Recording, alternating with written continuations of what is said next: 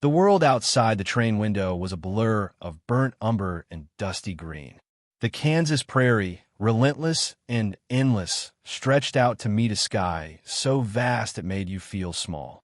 Inside the rattling train car, the air was thick with coal smoke and the faint scent of stale perfume.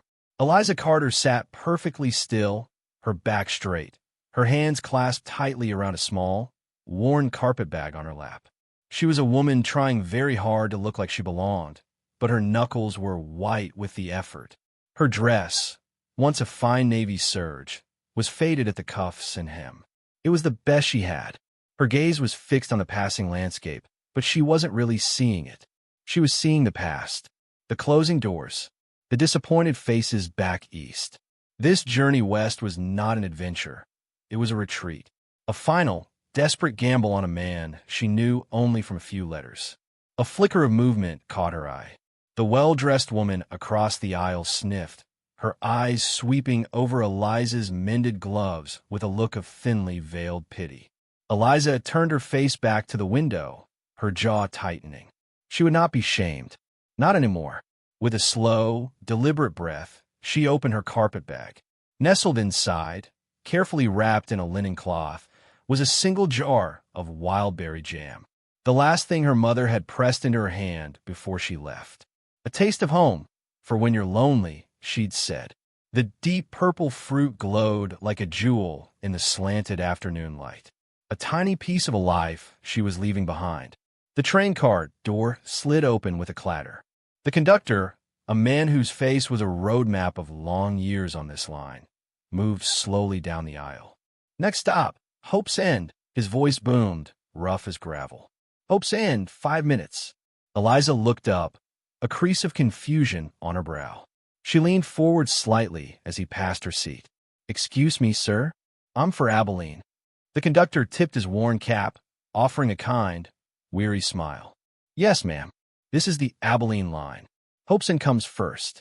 Nothing there but dust and despair, if you ask me. Abilene's the next stop, about an hour on." Eliza nodded, a wave of relief washing over her. She settled back in her seat. Just an hour more. An hour until her new life began. Until she met Jedediah Jones. The jar of jam felt heavy in her hand. The lid was stuck, sealed tight with wax and memory. She twisted it, her hands slippery with nervous sweat. It wouldn't budge. She clenched her jaw, determined. It was a small thing, a silly thing, but in that moment, opening that jar felt like the first victory of her new existence. The train's whistle shrieked, a long, mournful sound, as it began to slow. The rhythmic clatter of the wheels fell into a slower, groaning cadence. Buildings, weathered and gray, slid into view. They had arrived at this nowhere place. Hope's End. Eliza stood up, her legs stiff from the long journey. She needed to move, to feel solid ground beneath her feet, if only for a moment. Still clutching the stubborn jar, she made her way to the end of the car, stepping out onto the small, sheltered platform. The air that hit her was hot and dry, carrying the scent of dust and creosote. The platform was warped and splintered. Beyond it, the town of Hope's End lay sleeping under the harsh sun. A single dusty street, a saloon with swinging doors that hung limp, a general store with a faded sign. Silence. It was a silence that felt heavy, profound. She leaned against the rail, turning the jar in her hands. She wrapped the edge of her skirt around the lid for leverage and twisted with all her might. Pop! The lid came free, so suddenly her hand flew back. The jar, slick from her grasp, slipped from her fingers. Time seemed to slow. She watched, helpless, as the jar tumbled end over end, a dark arc against the bleached wood of the platform. It struck the ground with a sound that was shockingly loud in the quiet, a sharp, brittle crack. The beautiful purple jam splattered across the dusty planks, a vivid, wounded stain. And in that exact second of shock, the train gave a violent lurch. Eliza's head snapped up. The whistle blew again, short and sharp this time, a signal of departure. She took a step forward, her heart seizing in her chest. "Wait!" she cried out, but her voice was a whisper lost to the grinding of metal. The train was moving, pulling away. "No! Stop! This time her voice was a panicked shriek. She stumbled along the platform, her eyes frantically scanning the train car windows. There, on her seat by the window, was her carpet bag, all of her possessions, her tickets, Jedediah Jones's letters. She broke into a run, a short, hopeless sprint alongside the accelerating train. But it was no use. The great iron wheels turned faster, and the distance grew. The faces in the windows became blurred in different smudges. In less than a minute, the train was a shrinking line in the distance, its whistle a final, mocking farewell. Then silence, the kind of silence that presses on the eardrums.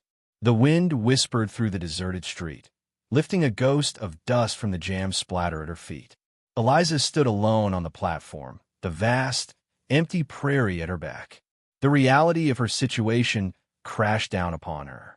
Stranded, no money, no belongings, in a town called Hope's End, where the hope, it seemed, had long since run out. She was truly, utterly alone. The only sound was the frantic beating of her own heart, a desperate drum against the crushing quiet. The wind on the prairie didn't whisper, it sighed. A constant, weary exhalation that swept across the flatlands and curled around the lonely farmhouse where Jacob Miller tried to build a wall against the world. Inside that silence, grief had taken root. It was in the dust on the parlor piano, its lid closed for a year. It was in the extra space at the dinner table, a void that seemed to swallow the sound of cutlery. It was in the eyes of Jacob Miller as he swung a hammer, driving a new post into the stubborn Kansas soil with a rhythm that was more punishment than purpose. Thud, thud, thud. Each blow was a word in an argument he was having with God. A silent, furious question. Why? Near the fence line, his daughter Clara was conducting a quieter, more hopeful kind of business. On her knees, her small hands carefully arranged a circle of white stones around a single, determined purple coneflower that had pushed through the dry earth. "This one is Mama's favorite," she announced to the empty air, her voice a bright bell in the heavy quiet. "I'm making sure heaven can see it." Jacob's hammer froze mid-swing. The sound of his daughter's faith was a sharper pain than any splinter. He leaned his forehead against the rough wood of the fence post, his shoulders slumping. He wore his grief like a leaden coat, every movement an effort. "Papa!" Clara's voice was closer now. She stood beside him, her head tilted, her wide, serious eyes seeing right through him. "When is the new mama coming?" The question, asked with such simple expectation, stole the air from his lungs. He had written that letter to the matrimonial agency in a fog of despair one lonely night, seeing the hollow look in Clara's eyes, realizing a father's love wasn't enough to fill a mother's shape. But by morning, the shame had set in. It felt like a betrayal of Sarah. Mailing it would have made it real. The unsigned letter remained hidden in his desk drawer, a secret testament to his failure. He knelt down, the dust puffing around his boots, and placed his large, calloused hands on her small shoulders. "Clara," he said, his voice low and rough with emotion. "We've talked about this. Prayers for things like that, they don't always get answered the way we want." Her face, so like her mother's, didn't crumple. It just grew more determined. "But you wrote the letter," she insisted, her child's logic unassailable. "To the agency. That's like a prayer you send in the mail." The innocence of it broke him. How could he explain the complexities of a broken heart to a 6-year-old? How could he tell her that some holes are too deep to ever be filled? "Come on, Button," he murmured, avoiding her gaze. "Let's get some lunch. We need supplies from town." The town of Hope Inn was just as silent as their farm, but it was a different kind of silence. Where the farm silence was filled with memory, the town's was filled with absence. Boarded windows stared out like blind eyes. The only sign of life was the tired sway of a saloon sign in the breeze. As their wagon rolled to a stop outside the general store, Jacob saw her, the woman from the train. She stood on the wooden boardwalk, a solitary figure against the bleached, peeling wall of the store. She was speaking with old Mr. Gable, who was nodding slowly, his expression a mixture of pity and helplessness. Even from a distance, Jacob could see the strain on her face. The way she held herself, proud, but with a slight tremor in her hands, spoke of a world of trouble. "Papa, look!" Clara's whisper was urgent. She had seen her too. Her small body went rigid with attention. Jacob's first instinct was to look away, to get his flower and his nails and leave. The last thing he needed was another person's problems. His own were a mountain he could not climb. He gave a curt, non-committal grunt and stepped down from the wagon, purposefully turning his back to the woman. But Clara was a force of nature. She slipped her hand into his and pulled, dragging him toward the store as if pulled by an invisible string. As they passed, Jacob couldn't help but overhear. "Any help at all, Mr. Gable?" the woman, Eliza, was saying, her voice low but clear. It was an educated voice, a voice from back east, and it sounded utterly lost in this dust-choked place. "If anyone is traveling to Abilene, I have no funds, but I could work." Mr. Gable shook his head, his eyes flicking nervously toward Jacob, a silent communication between townsfolk that said, "See? Trouble." Jacob felt a pang of something, not quite sympathy, but a recognition of despair. He busied himself with a sack of flour, the coarse burlap rough under his fingers. He could feel Clara staring, her gaze burning a hole in his side. Then a tiny, awe-filled whisper, so quiet it was almost carried away by the wind, but it struck Jacob with the force of a shout. "Papa!" He looked down. Clara was transfixed, her eyes wide as saucers, fixed on the woman's hair. The late afternoon sun caught it, turning the strands to spun gold. "Papa!" she breathed, her voice trembling with revelation. "She has hair like Mama's, like sunshine." The observation was a physical blow. Jacob's eyes snapped up, truly seeing the woman for the first time. And Clara was right. The color, the way it caught the light, it was Sarah's hair. A ghost from his happiest memories, standing 10 feet away on a boardwalk in a dying town. A surge of pain, sharp and irrational, made him harsh. He grabbed Clara's hand a little too tightly. "Hush now," he hissed, the words coming out like a crack of thunder in the quiet. "That's not polite. Staring isn't polite." He paid for his goods quickly, his movements abrupt. He could feel the woman's eyes on him now, sense her embarrassment and his own shame. He didn't look at her again. He couldn't. He hustled Clara back to the wagon, lifting her onto the seat as if escaping a fire. But as he climbed up and gathered the reins, Clara turned, kneeling on the worn wood to look back. Her small face was a picture of absolute, unshakable certainty. Jacob flicked the reins, and the wagon jolted forward. He stared straight ahead at the long, empty road leading home. But Clara's voice, soft as a prayer, carried back to the woman on the boardwalk, a message sent on the wings of the prairie wind. "Papa," she said, with a finality that chilled him. That was her. God finally answered us. And as the wagon disappeared in a cloud of dust, Eliza Carter, stranded and hopeless, was left with the echo of a child's faith, a sound more isolating than the vast, empty silence all around her. The wind that had sighed across the prairie now screamed. It clawed at the clapboard walls of Mrs. Murphy's boarding house, finding every crack and keyhole to whisper its fury into the rooms within. For Eliza, lying stiffly on a bed that smelled of dust and mothballs, the sound was a chorus of her own regrets. Each gust was a voice. "Foolish girl, getting off the train, shattering the jam. Your last piece of home gone." The room was a coffin of shadows. She had nothing. No money for another night's lodging after this one. No ticket. Mr. Gable's words echoed in the dark. Ain't much traffic to Abilene. She was trapped here, in a town whose very name felt like a cruel joke. Hope's end. Her hope had indeed ended here, swiftly and finally.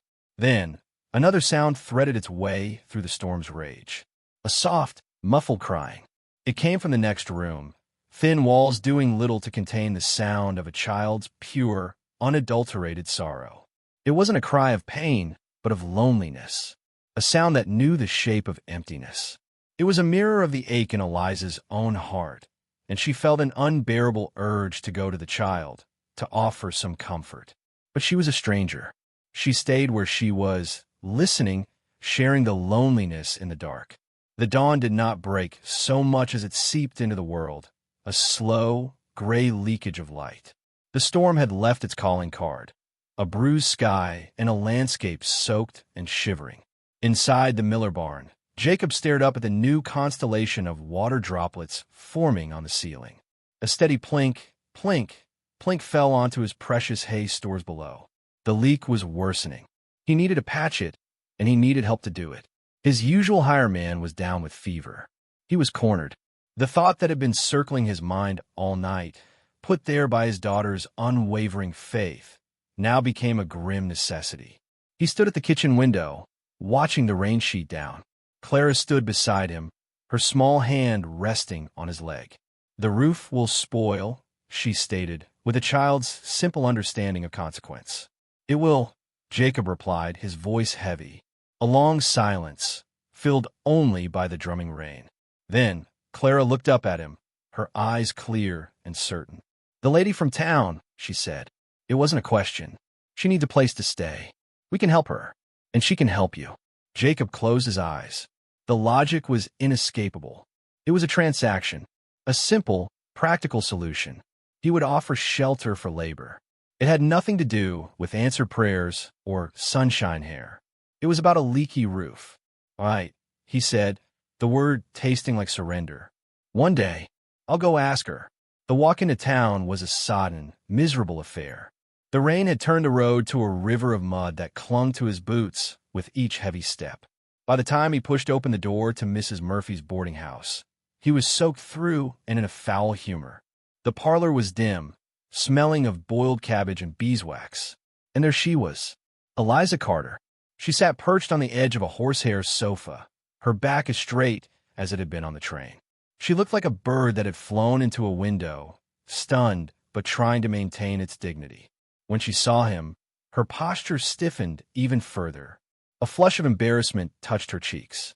Mrs. Murphy, a woman as sharp and thin as a hatpin, watched from the doorway to the kitchen, her eyes missing nothing. The silence in the room was thicker than the mud outside. Jacob stood there, dripping onto the rug, suddenly aware of how brutish he must seem. "Miss Carter," he began, his voice gruff. He took off his hat, clutching it in his hands like a shield. "My daughter, she took a liking to you." Eliza's eyes widened slightly. She said nothing, just waited. "I have a situation at the farm," he continued, stumbling over the words. "The storm. A leak in the barn roof. I need an extra set of hands. For a day." He took a breath, forcing himself to meet her gaze. "I can offer you room and board, in exchange for assistance. Until the next train." He saw the conflict flash in her eyes, pride warring with desperation. She glanced around the shabby parlor, at Mrs. Murphy's unsmiling face. "Mr. Miller," she said, her voice carefully neutral. "I appreciate the offer, but—" It was Mrs. Murphy who broke the stalemate. Her voice cut through the room like a whetstone on a blade. "You should go, dear." She nodded toward Jacob. "Your credit here won't last past tomorrow. And frankly, this town's no place for a woman alone. No place at all." The words were a death knell to Eliza's options. Cornered. It was this or the street. She looked from Mrs. Murphy's pragmatic grimace to Jacob's uncomfortable, rain-soaked form. She was being offered not a rescue, but a different kind of sentence. But a sentence with a roof and a child who had taken a liking to her. She drew herself up. If it was to be a transaction, she would set the terms with what little dignity she had left. "Very well, Mr. Miller," she said, her tone becoming formal, creating a distance between them. "I accept your offer. As a temporary employee." The farm, when they reached it, looked as sodden and forlorn as Jacob did. But as the wagon rattled to a halt, the front door flew open. Clara stood there, barefoot and beaming, ignoring the rain completely. Her joy was a physical force, a shock of warmth in the damp cold. "You came," she cried, running out to meet them. "I knew you would." She didn't wait for Eliza to climb down. She simply wrapped her small arms around Eliza's legs in a fierce, uninvited hug. The gesture was so genuine, so full of uncomplicated welcome, that it nearly undid Eliza's carefully constructed composure. Jacob, silent and efficient, carried her meager bag into the house. He showed her to a small, plain room at the back. It was clean but sparse. On the dresser was a simple porcelain hairbrush and a small, framed daguerreotype. Eliza's breath caught. It was a picture of a woman with a warm, open face and hair the color of sunshine. Sarah. This was her room. The mother's room. The weight of the child's expectation, of the father's unspoken grief, settled on her shoulders like a leaden yoke. She was not just a temporary employee. In Clara's eyes, she was a replacement. Later, standing in the damp barn, Jacob pointed a work-roughened finger at the leak. "Needs a patch," he said, his voice all business. "I'll need you to hold the ladder. Pass the tar." Eliza simply nodded. She rolled up the sleeves of her dress, the fine fabric already looking out of place. She was no stranger to work. As she steadied the ladder for this silent, wounded man, the rain still tapping a gentle rhythm on the roof above them, she understood. This was not a sanctuary.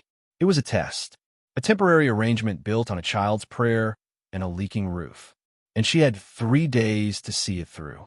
The storm had scrubbed the world clean. Morning light, sharp and golden, poured over the Miller farm, setting the raindrops clinging to the grass ablaze like a million tiny diamonds. The air itself smelled new, a crisp mixture of damp earth and sweet, rain-washed hay. Inside the barn, the work continued, but the atmosphere had shifted. The frantic energy of emergency had been replaced by the steady rhythm of repair. Eliza stood high on the ladder, her borrowed work shirt sleeves rolled to the elbows, holding a piece of tar-soaked canvas firmly against the newly patched hole in the roof. Jacob was below, securing the battens that would hold it in place. "Hammer," Eliza said, her voice calm, her hand extended downward without looking. Jacob placed the heavy tool handle first into her waiting palm. Their hands did not touch. The exchange was efficient, practiced, as if they had worked together for seasons, not hours. Thump, thump, thump. Her strikes were sure and measured, driving the nail home. Jacob watched her from below, his head tilted back. The morning sun streamed through the hole, illuminating dust motes dancing around her like fairies. He saw the determined set of her jaw, the faint sheen of sweat on her brow, the capable strength in her arms. This was not a woman who shied from hard work. "You're handy," he remarked, the words leaving his mouth before he could stop them. It was the first unprompted observation he'd made since her arrival. "Not what I expected." Eliza paused, looking down at him. A wry, almost imperceptible smile touched her lips. "Life doesn't often give us a choice but to be handy, Mr. Miller." The statement hung in the dusty air, simple and profound. It was an acknowledgement of a shared understanding, that life could be hard and survival demanded resilience. Jacob gave a slow, single nod. For a moment, the wall between them felt less like stone and more like glass.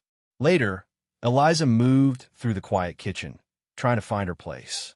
Clara was her tiny, cheerful shadow, handing her a potato to peel, then a carrot. "Mama used to let me stir the stew," Clara chirped, her small voice slicing through the domestic quiet. "She said I was the best stirrer." Eliza's hand stilled. She felt, rather than saw, Jacob freeze in the doorway where he had been about to enter. The mention of Sarah was like a sudden chill in the warm room. "That's an important job," Eliza said carefully, her voice soft. She handed Clara the wooden spoon. "Would you like to be the stirrer for our stew?" Clara's face lit up as if she'd been given a crown. She climbed onto a chair and began to stir with intense concentration. From the doorway, Jacob watched. The scene was a painful, beautiful ghost. A woman at his stove, his daughter at her side. The ache of loss was so sharp, it was physical. But woven through the pain was another thread, faint but undeniable. It was the simple comfort of a shared meal, the sound of his daughter's light chatter, the sight of a home that felt inhabited again. He watched the way Eliza's hand rested gently on Clara's back to steady her, a gesture so natural, so maternal, that stole his breath. He stepped back into the shadows of the hallway, unable to bear the confusing storm of feelings, and retreated outside until the meal was ready. The supper was a quiet affair. The stew was simple but good. Clara, emboldened by her culinary role, looked between the two silent adults. "Miss Eliza," she began, her voice full of import. "Do you like stories?" A genuine smile, the first Jacob had seen, broke across Eliza's face. It transformed her, smoothing the worry from her brow and lighting her eyes. "I do," she said, her voice warming. "Very much. I used to love reading them." "Papa used to tell the best stories," Clara announced, plunging her spoon into her stew. "About coyotes that could talk and stars that were really lost horses." But he stopped. The silence that fell this time was deep and hollow. Jacob's fork clattered against his plate. The shutters behind his eyes slammed shut. The glimpse of the man he used to be had been exposed, and he recoiled from it. "It's time for bed, Clara," he said, his voice rough-edged, final. The warmth that had begun to gather in the room vanished, extinguished by the gale force of his grief. After Clara was tucked in, a process Eliza completed under Jacob's silent, brooding watch, she returned to the kitchen to clean. The house was so quiet she could hear the ticking of the grandfather clock in the parlor, each tick a measure of the distance between her and the man who lived here. She was wiping down the table when Jacob entered.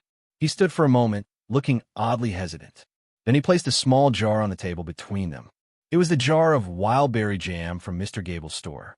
"For the pancakes," he said, not meeting her eyes. "In the morning. Clara, she likes them." It was a clumsy offering, an apology without the words, a peace treaty written in preserves. He had noticed her looking at it in the store. He had remembered.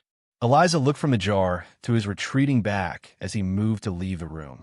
The simple kindness of the gesture, so at odds with his usual gruffness, undid her. "Mr. Miller," she said softly. He stopped, his hand on the doorframe, but didn't turn. "Thank you," she said. She hesitated, then added, her voice even softer, "She's a wonderful girl. She misses her mother terribly." Jacob's shoulders tightened. The wall threatened to reform, brick by brick. He half-turned, his profile sharp in the lamplight. "We all do," he said, the words low and heavy with a pain so deep it seemed to have no bottom. "Some things can't be replaced."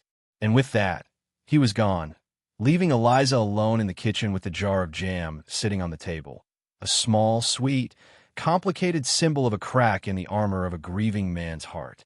The connection had been brief, but it had been real, and in the quiet of the night, that felt like a beginning.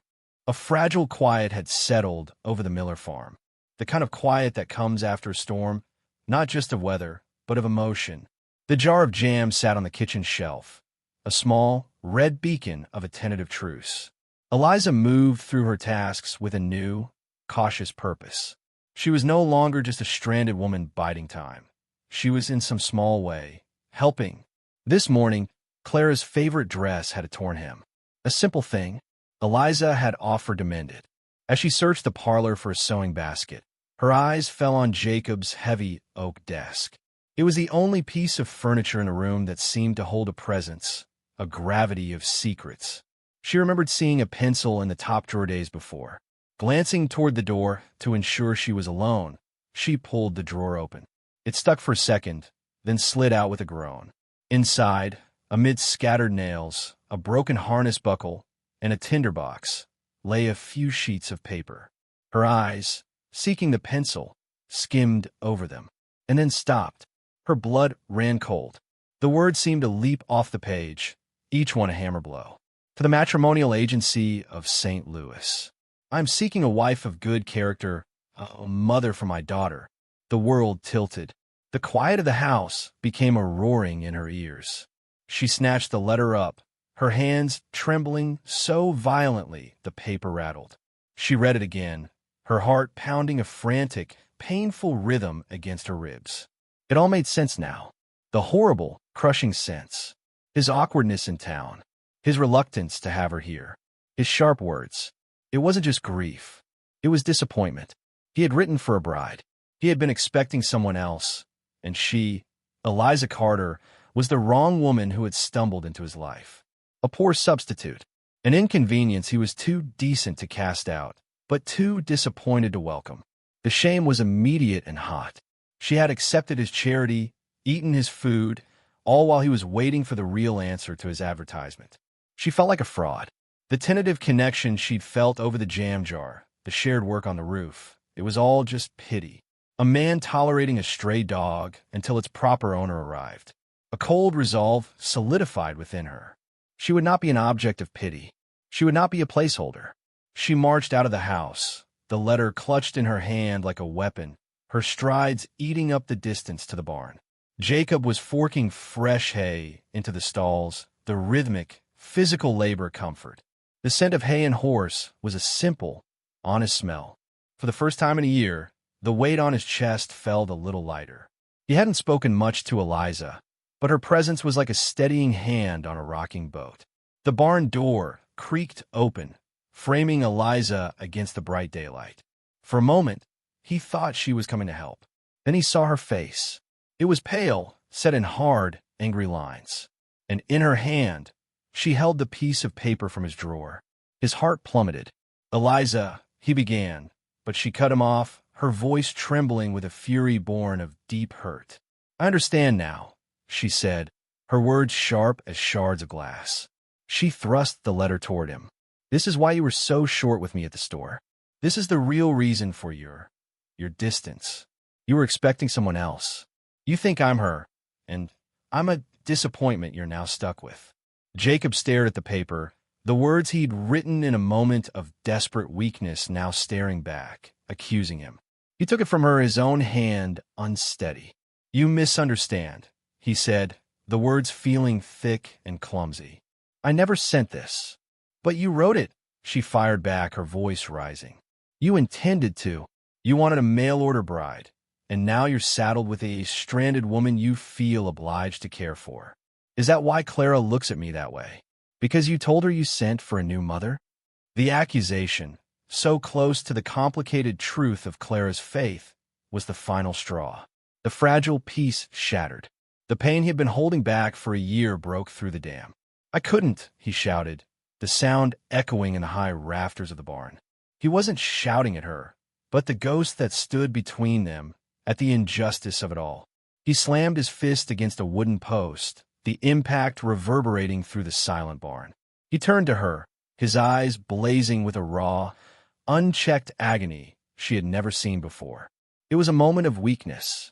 I thought it might help Clara, but I couldn't go through with it. I couldn't betray my Sarah."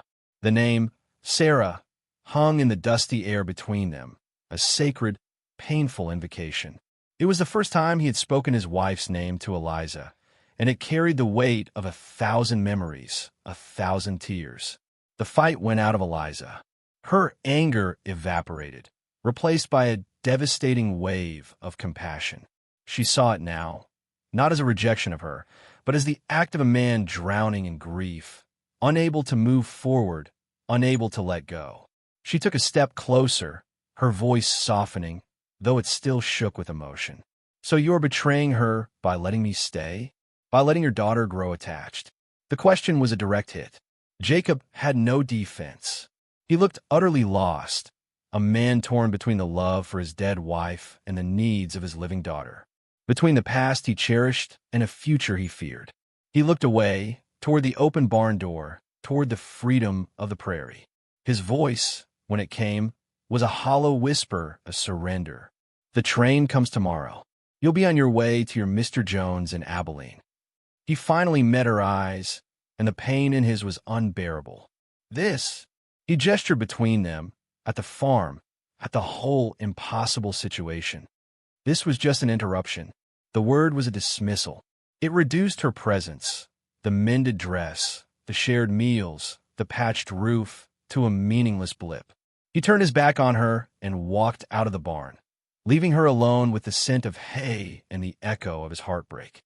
The unmailed letter fluttered from his hand and settled on the barn floor, a testament to a future that would never be, and a past that refused to release its grip. The morning of the train arrived not with a sunrise, but with a slow, gray leaching of color into the world. It matched the feeling inside the Miller house, a somber, funereal atmosphere where every sound was too loud and every silence was heavy with goodbye. Eliza packed her few things with methodical precision. The act was a ritual, a way to keep her hands from shaking and her mind from splintering. She folded the simple dress Mrs. Murphy had lent her, placing it neatly on the bed. She had nothing that belonged to her, except the clothes on her back and the memory of a shattered jam jar.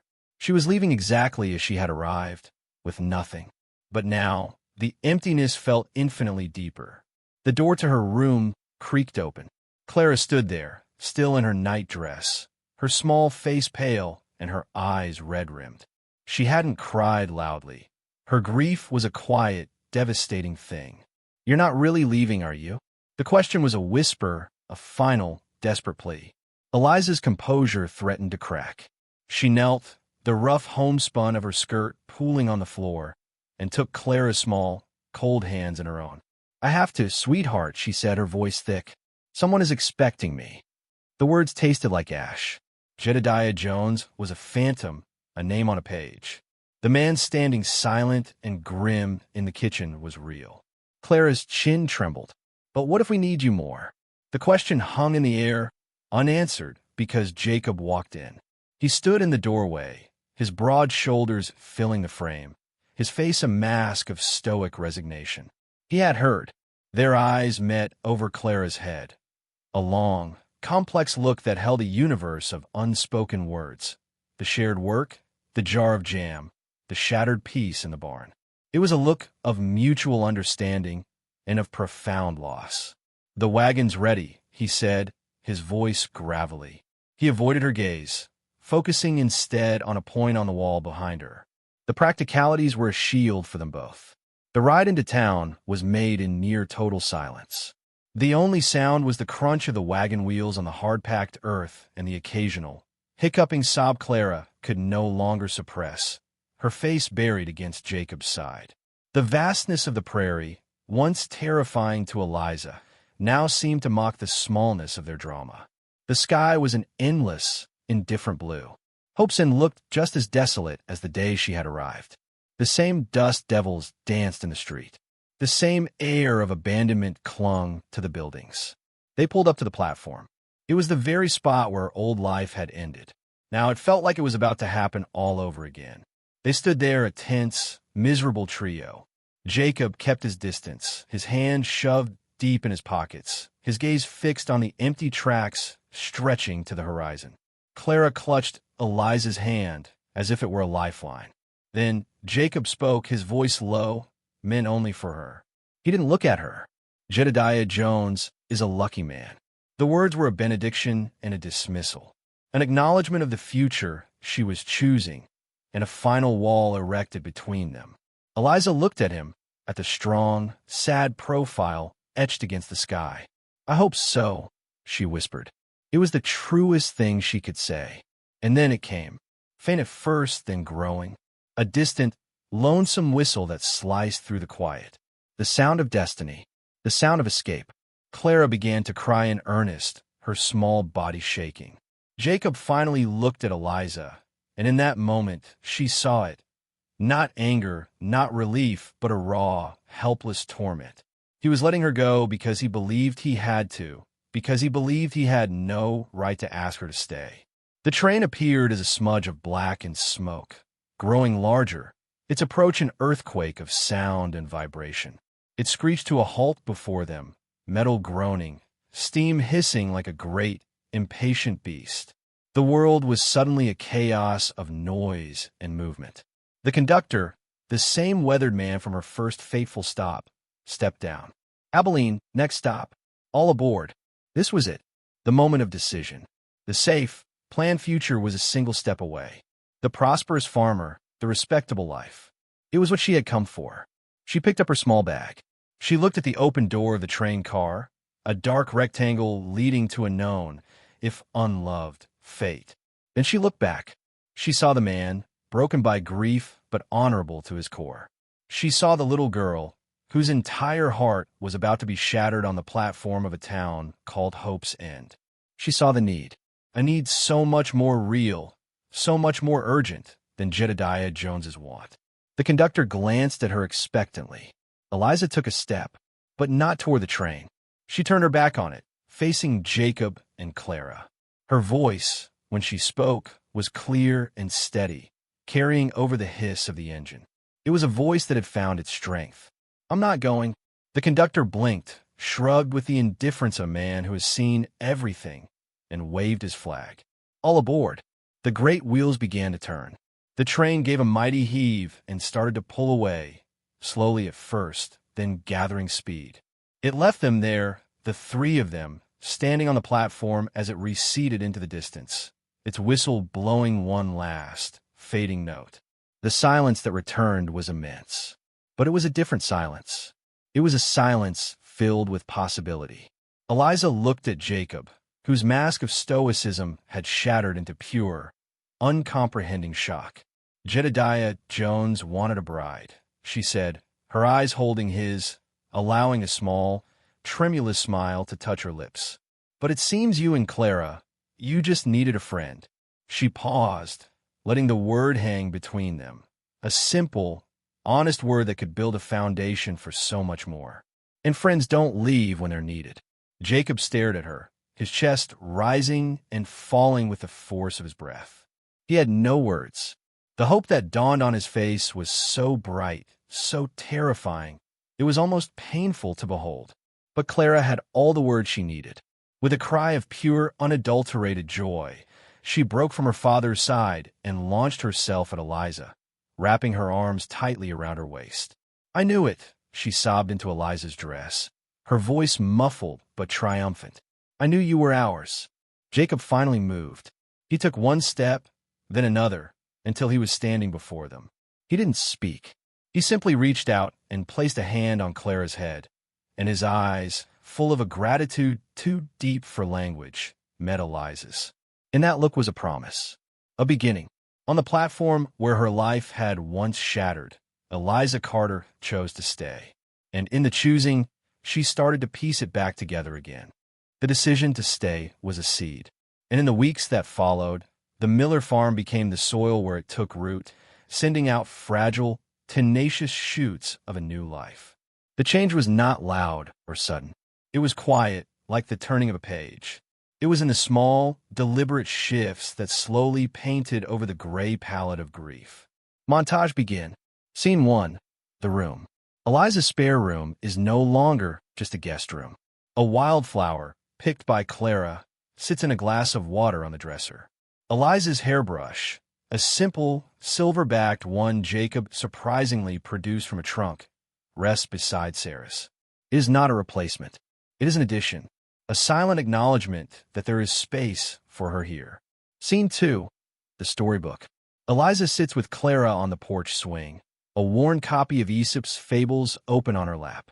Clara's small finger traces the words as Eliza reads, her voice clear and gentle.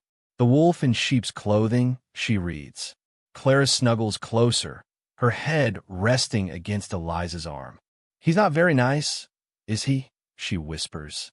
From the barn doorway, Jacob pauses in his work, leaning on his pitchfork.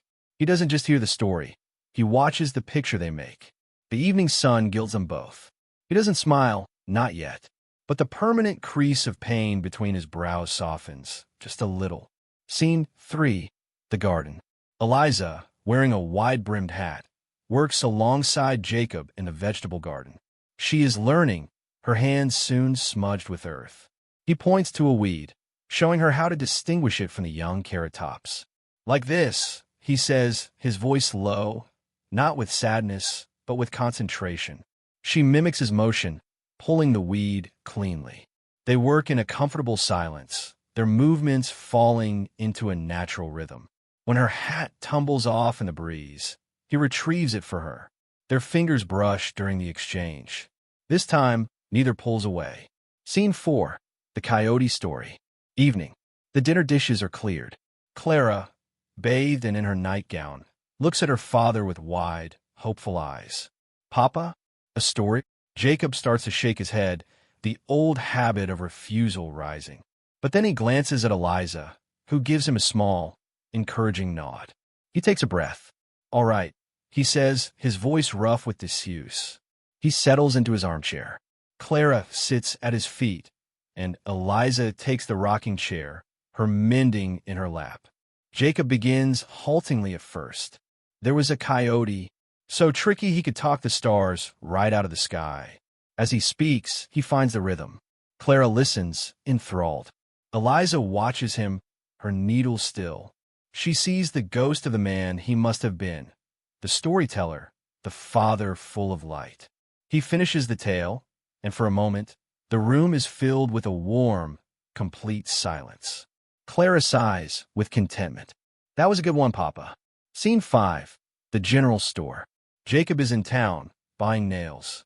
Mr. Gable, the shopkeeper, leans across the counter, his voice conversational. That new woman of yours, Jacob, he says, not unkindly. She's a sight for sore eyes. Good for you. Good for that little girl. Jacob doesn't correct him. He doesn't say, she's not my woman. He simply meets Mr. Gable's gaze and gives a single, firm nod. A sense of quiet pride straightens his shoulders as he leaves the store. The town sees them as a unit. And for the first time, the thought doesn't feel like a betrayal. It feels right. Montage end. The chapter culminates at day's end. Eliza stands by the fence, watching the sun melt into a blaze of orange and purple behind the rolling hills. The beauty of it aches.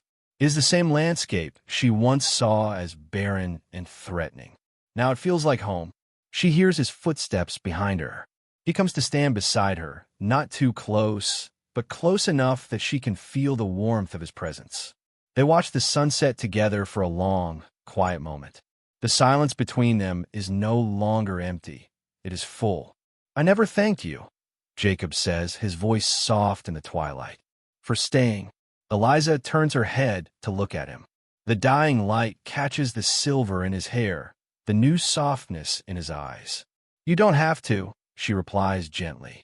I think I do, he insists, his gaze serious, fixed on the horizon.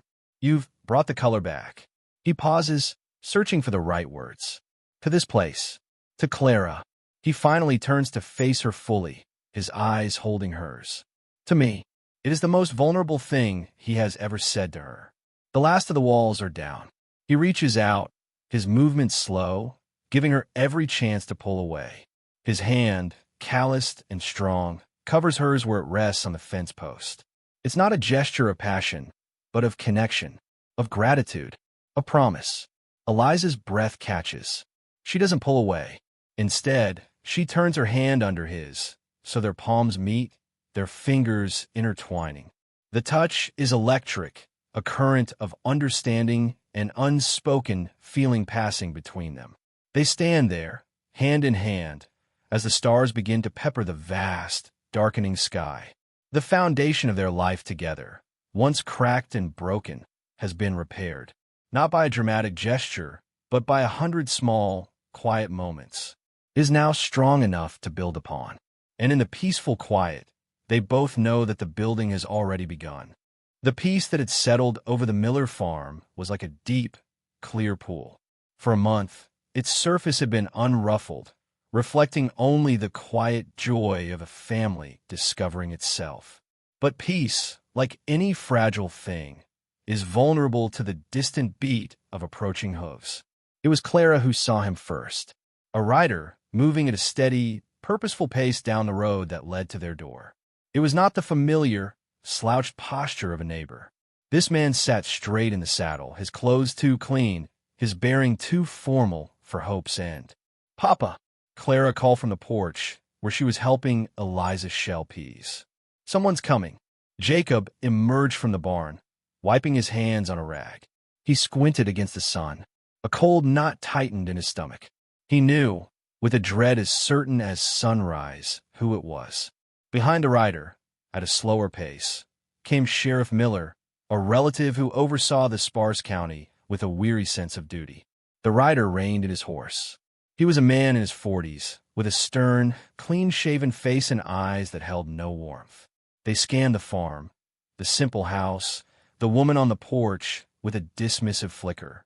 This was Jedediah Jones. Sheriff Miller tipped his hat. Jacob, Miss Carter. He gestured to the stranger. This here is Mr. Jones. Come all the way from Abilene. Says he's looking for you, ma'am. Jedediah Jones dismounted, his gaze fixed on Eliza. He didn't smile. "Miss Carter," he said, his voice clipped and efficient. "There's been a misunderstanding. The agency informed me you never arrived. I've come to fulfill our agreement." The words hung in the air, legal and cold. An agreement. He made it sound like a business contract. His eyes swept over the farm again, over Jacob's worn work clothes. "You don't have to stay in this place." The pause before place was an insult in itself. The peaceful pool was shattered. Eliza felt the color drain from her face.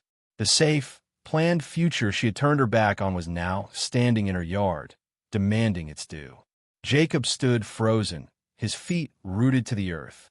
He saw the prosperity in Jedediah's stance, the promise of an easier life. Who was he, a grieving farmer in a dying town, to stand in the way of that? The old ghost of unworthiness rose up to choke him. He believed he had no right to fight for her. His silence was a testament to his fear. But Clara was not bound by such fears. She marched forward, a tiny, furious defender, and placed herself squarely between Jedediah Jones and Eliza. Her small hands balled into fists at her sides. "You can't take her," she declared, her voice ringing with a conviction that belied her size. "She's my new mama. God sent her to us." "You're too late." Jedediah was taken aback, blinking down at the fierce child. He looked from her to Eliza and saw the truth. He saw the way Eliza's hand instinctively came to rest on Clara's shoulder, a gesture of pure, protective instinct. He saw the way she looked at the silent, tormented man by the barn, not with pity, but with a deep, abiding love. He saw a family. His stern expression shifted. The rigid set of his shoulders softened slightly. He was a businessman, and he could recognize a concluded deal. "So it's like that, is it?" he said, his voice losing its edge. It was almost respectful. Eliza stepped forward now, gently moving Clara behind her. She met Jedediah Jones's gaze, her own clear and unwavering. "Mr. Jones," she said, her voice steady and strong, carrying across the yard. "I apologize for any inconvenience. The mistake was mine, getting off at the wrong station." She paused, and a small, sure smile touched her lips as she glanced at Jacob, who finally dared to look at her. But the outcome was not a mistake. "My place is here." It was the final, unequivocal answer. Jedediah Jones nodded slowly. He tipped his hat, first to Eliza, then to Jacob. "Very well," he said. "Good day to you." He swung back into the saddle.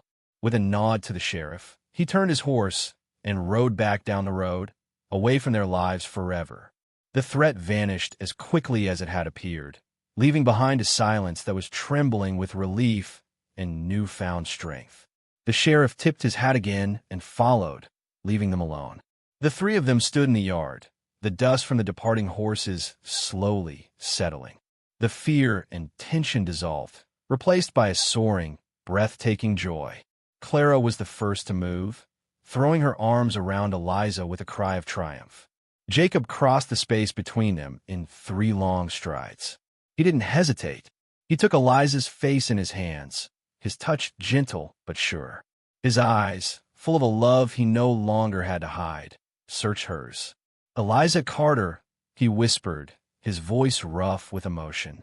"Would you consider making this arrangement a permanent one?" He swallowed, finding the words that had been growing in his heart for weeks. "Not as an employee, as my wife." The answer was already in her eyes, in the radiant smile that broke through her tears. She didn't need words, but she gave him anyway. "I thought you'd never ask." He kissed her then, softly, tenderly, a seal on the promise they had been building together. It was a kiss of healing, of hope, of a future chosen freely. Clara wrapped her arms around both of them, completing the circle, her laughter mixing with their quiet joy. Final shot. The family, Jacob, Eliza, and Clara, stand together on their land, wrapped in each other's arms. The camera pulls back, showing them silhouetted against the vast, beautiful prairie, bathed in the golden light of the setting sun. They are no longer a man, a stranger, and a child. They are a family. A prayer, once whispered by a little girl into a lonely night, has been answered in a way more wonderful than any of them could have planned.